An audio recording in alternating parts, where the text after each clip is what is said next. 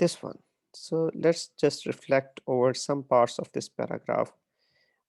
It follows from Horkheimer's definition that a critical theory is adequate only if it meets three criteria. So, many of you referred to this criteria uh,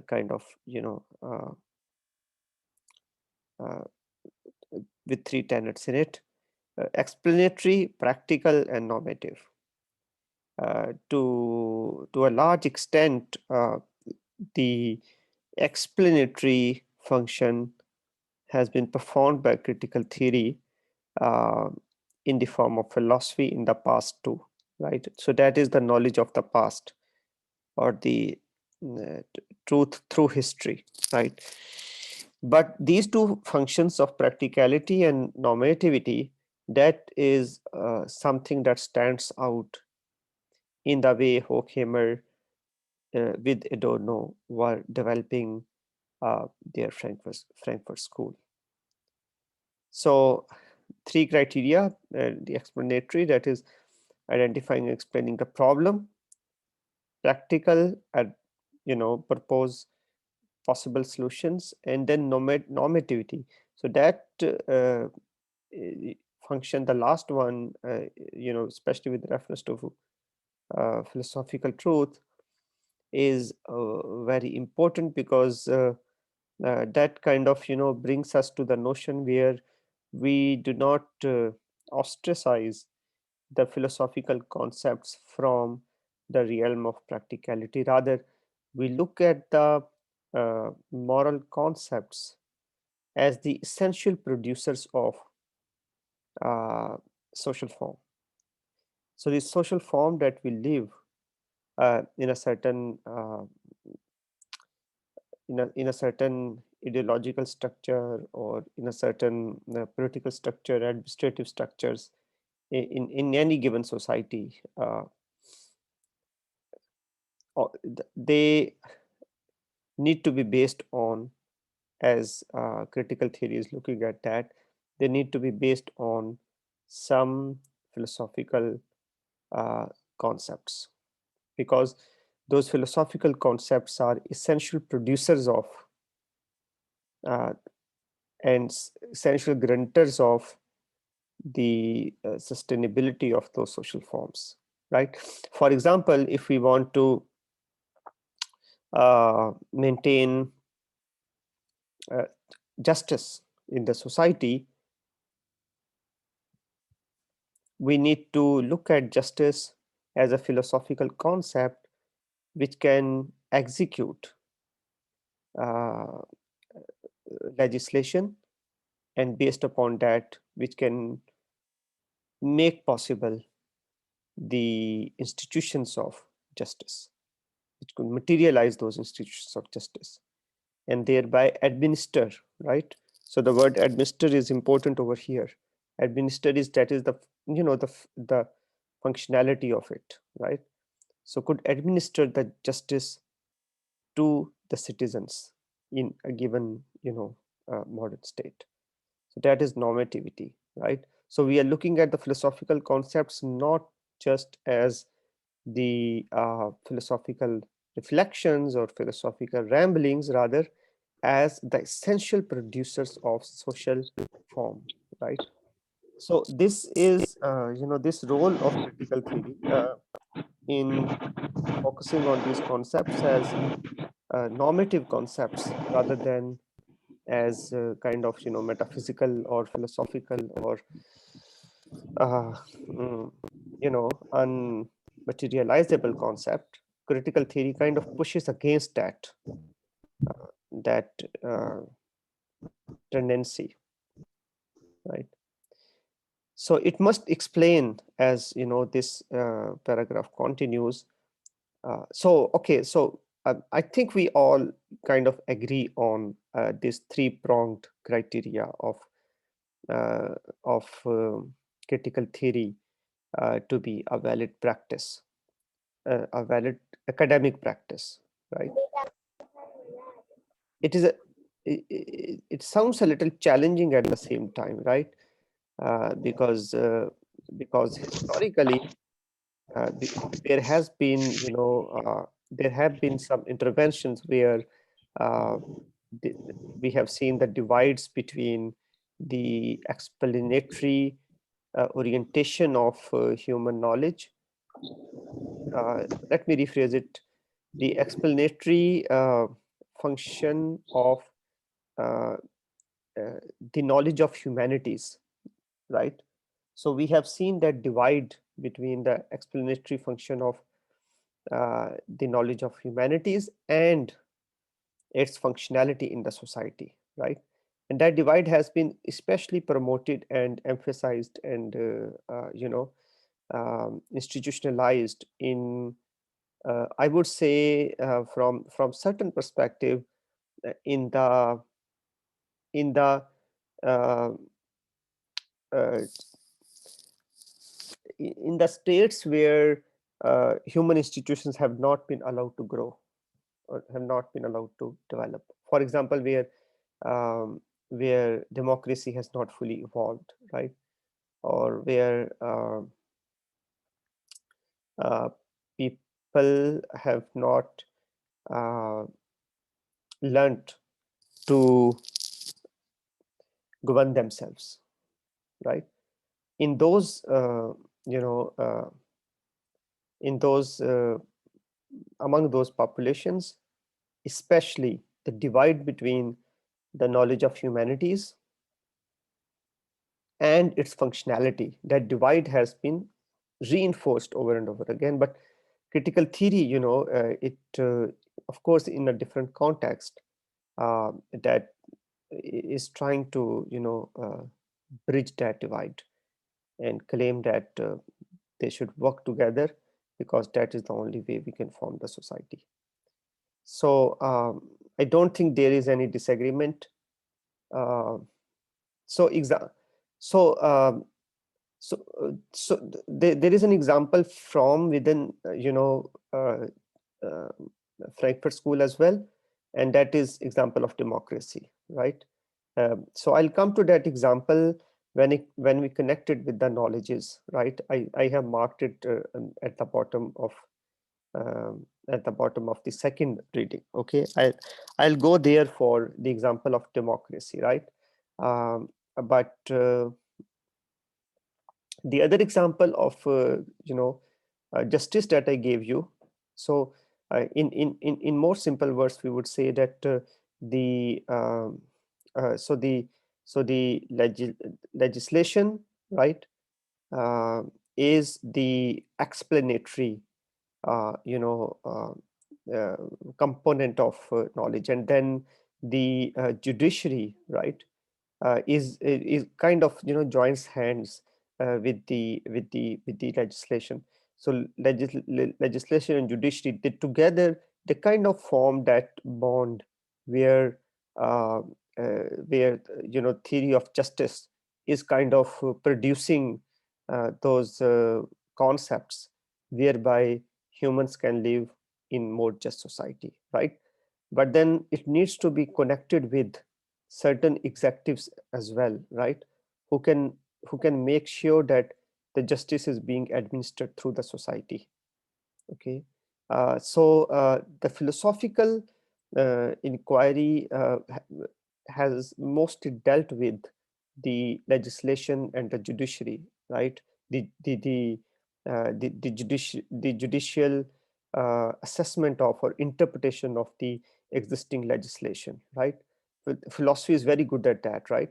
But when it comes to the executive translation of the concept of justice into action, that is where philosophy seems to become helpless, right?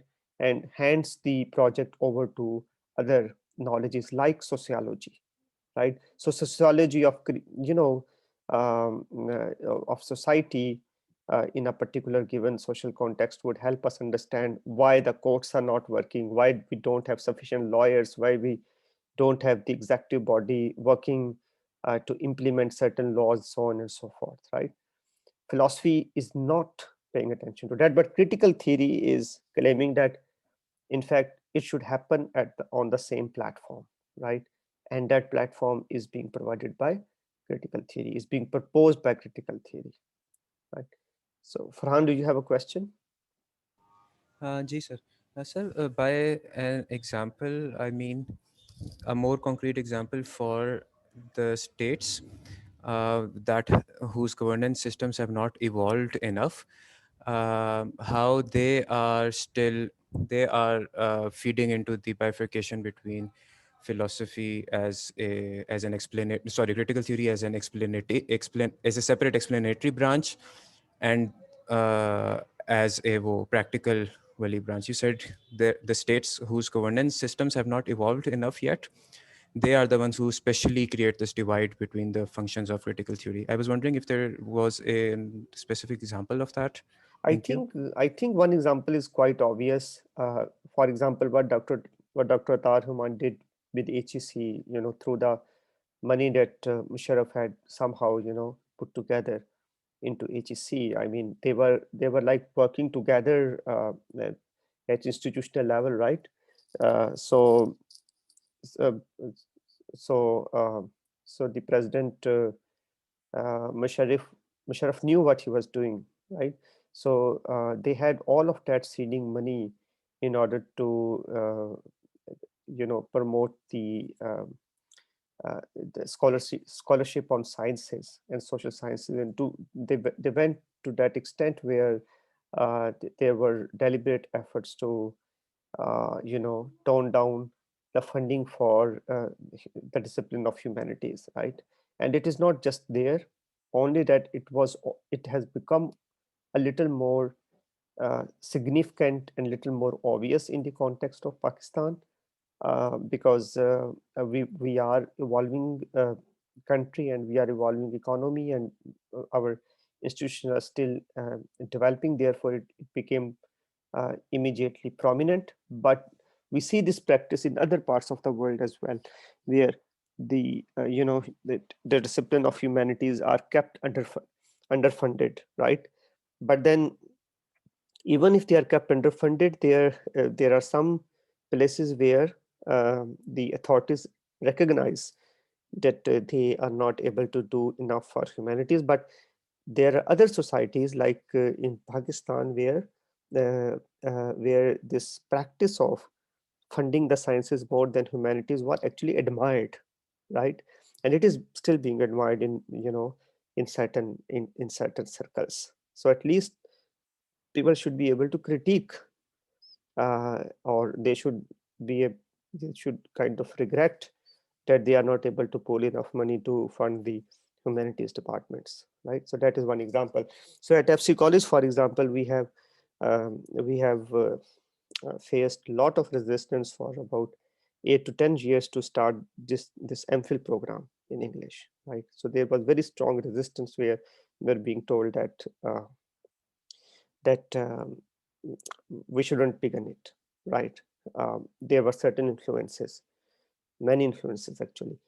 So I think that is one of the biggest examples. So look at the number of publications, I mean, irrespective of their quality, number of journals, number of labs, and all that being produced, being funded by, or has been funded by, in the past, by HEC, right? And compare that with the institution of humanities, right? So name, for example, even a single school of humanities in the whole country, even a single, right? There is no school of humanities here, right? Of course, there are departments under the universities, but there is no kind of functioning independent school of humanities as such. I mean, you cannot really call Namal School of Humanities, given the fact that it is being run by certain power structures in the country, right? But other than that, no no institution which is being developed or has been developed by civil, right? uh, by civil authorities. So that, I think, is one example in what way the divide is kind of reinforced. Critical theory helps us to bridge that divide. So if for example the dissent, so as a result, when a discourse of dissent uh, is kind of articulated, then there is total intolerance, right, on the part of the authorities, because they are not in the habit of Nobody's in the habit of listening to the dissent, but especially those who are in power, they have that power to simply, destroy the source of dissent, right? So they just, operationalize those procedures, and either people go into exile, or they kind of, you find that, the disappeared bodies and all that, what happens, right? So that is a consequence of keeping not only the institution of humanities underfunded, but also not to be regretful of doing that. That is my example. You would have your own in your mind. You might think of that story. Thank you, sir. That is very helpful. Okay, so so the universities, for example, government college, which were supposed to be institutions of liberal arts, that was their basic function when they were established, right? So they were gradually, they they are they have been kind of advertising themselves as, school of, of the Islam school of mathematics and all those things, right? That was not what they were famous for, right? They were famous for their English departments and philosophy, and that was their, actual contribution. Patras Buhari, and you can recall so many names, right? uh, I'm not saying that scientists were not produced. Of course, they were there, but then the development that came out of it, that was at the cost of underfunding the humanities, right? So give me a second, please.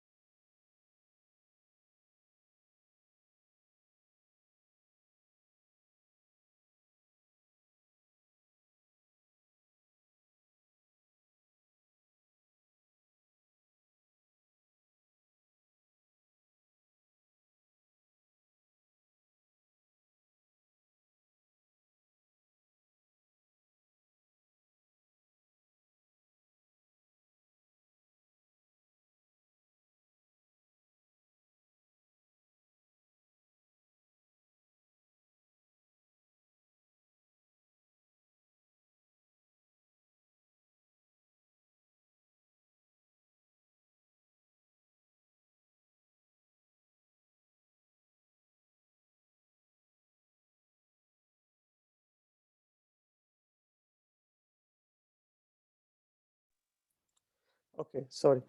So okay, uh, so it goes back to, maybe it's not very explicitly stated in these readings, um, but the essential background to the Frankfurt school was Second World War, right? And the experiences that Germany had as the consequence of that, and uh, the kind of disintegration that German society experienced because of that, right? So philosophers like Adorno and Horkheimer, they were really intrigued by the fact that how come the physical destruction of the society also resulted in the uh, the disintegration of the social infrastructure. That is what intrigued them, right? And then they started this school and started studying the human, right, society, the social structure, to understand how we can rebuild that structure. Okay. So so the argument that, well, if you become a rich nation, and if you have big production, and if you have huge volume of export and all those things, and eventually it is going to bring you a better society, that that argument really is not convincing, right? So if we want better social structure, we need to work on that. That is the only way we can have it, right? So that is what social critical theory really asks us to look at. So I need to share it once again.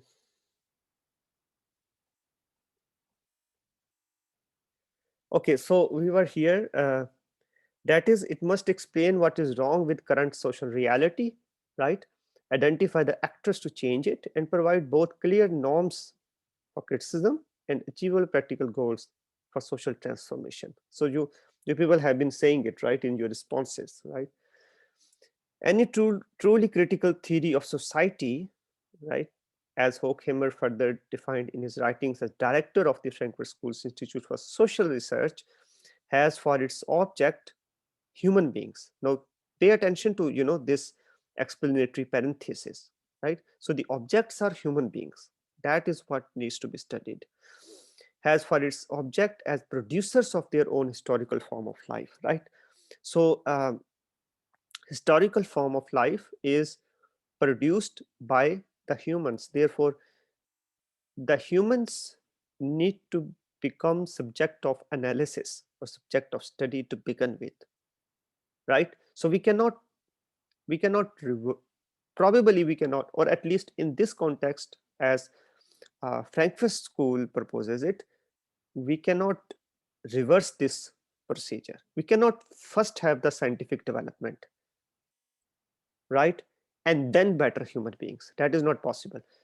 We first need to have better human beings, and then they will produce the historical form of life, right? And that is true of all the civilizations we are aware of, right, both in East and the West, right? So if we stick to the context probably which we are more academically aware of, which is the Greek context, right, you can very clearly see that how the the physical infrastructure of the Greece is rooted in the humanistic and socialistic, not socialism but socialistic, societal, I should say, the societal infrastructure uh, that they first had, right? So the concept of justice, of God, of religion, of collaboration among human beings, inquiry, thinking process, uh, wisdom, democracy, those are the things which come first as object of analysis, and then from there we have the later developments. So in the light of the practical goal of identifying and overcoming all the circumstances, I'm reading from here, top of the page. In the light of the practical goal of identifying and overcoming all the circumstances that limit human freedom, the explanatory goal could be furthered only through interdisciplinary research that includes psychological, culture, and social dimensions, as well as institutional forms of domination. You people have been referring to the possibility of engaging with other disciplines, right? So we talked about culture briefly previously too, but then other social dimensions and psychology, and then institutional forms of domination, they all work together in order to then produce new knowledge. Given the emphasis among the first generation of critical theory on human beings as the self-creating producers of their own history, a unique practical aim of social inquiry suggests itself to transform contemporary capitalism into consensual form of social life, right? Later on, it will be critiqued as well, right? This consensual form of social life. But in the first generation, the goal was to transform contemporary capitalism into a consensual form of social life, right? So as we know that capitalism has been heavily critiqued by Marxist school, right? And there's kind of, we have seen the word bipolar for a very long time, where that bipolarity was essentially, predicated on capitalism and socialism, right? So from that perspective, capitalism was kind of, life denying uh, philosophy, or is a kind of philosophy which essentially denies the relevance of human identity, right? Because it depends too much on the production, right? The production of things, or the production of wealth, or the production of money, whatever you call it, but on the production. So much so that the human labor that goes into that production, that is totally undermined, to the extent where the more an individual contributes to the um, profit, the less that individual receives, right? So that direct critique on the industrial capitalism, right? So the goal of this school of thought was, or critical theory was, to transform that tendency, right? And to change that into a consensual form of social life, where the contributors into the system, which is the labor class, does not feel alienated from the outcome of its own labor. Rather, that labor should have fair share from the profit which they are so instrumental in creating, right? So for Horkheimer, a capitalist society could be transformed only, I'm reading again, by becoming more democratic, to make it such that all conditions of social life that are controllable by human beings depend on real consensus in a rational society, right? So for example, the um, uh, when a worker signs up to work for a particular capitalist, right? In the uh, in the um, in the traditional capitalist system, it will be more like the uh, it will be more like of an enforced bond, right? Where the worker does not have an option and must work for a given employer. But critical theory is proposing that instead of that kind of enforced, bond that a worker has to sign in order to work and then earn very meager uh, earnings, instead of having that, we should have a kind of system where the workers together should be able to exhibit a certain degree of power by which they can demand their rights. And if they are able to demand their rights, that essentially means that there builds a reasonable consensus between the workers and the capitalist in terms of how much benefits and advantages the worker needs in order to survive, and how much the investor is able to give away. So we know how the workers unions emerged, and how they were kind of supported by the socialists, Marxists at the same time. So that is consensual, right? Where uh, all of the workers on a sudden day decide, okay, we are not getting enough medical benefits. Okay, so let's stop working. They have an organization, right? They have they work together, and they have workers organization. They go on strike, like 5,000 workers on one day go on strike. What is the investor going to do? Investor needs them, right? So then the representative investor comes, and the representative of the workers, they kind of gather together, and they develop consensus on how this uh, factory is going to work, right? And thereby how the whole system is going to proceed. So that is what Horkheimer and the other like-minded uh, philosophers were proposing.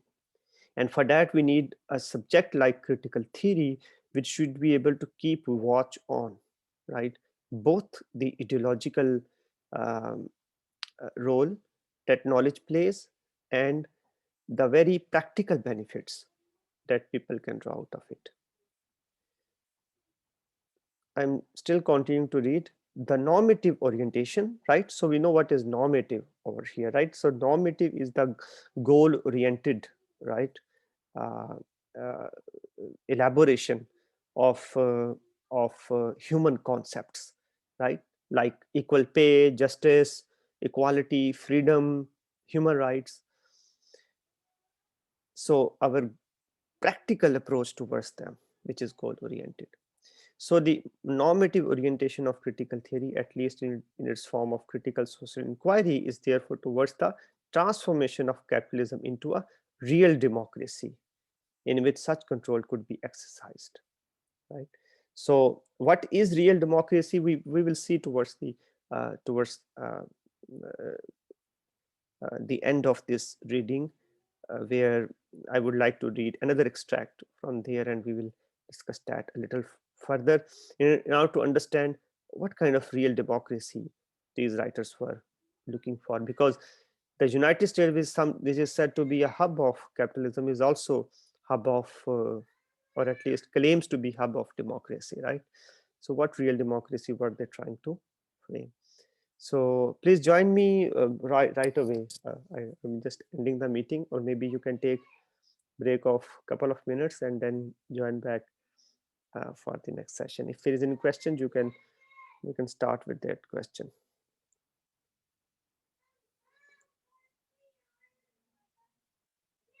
Okay.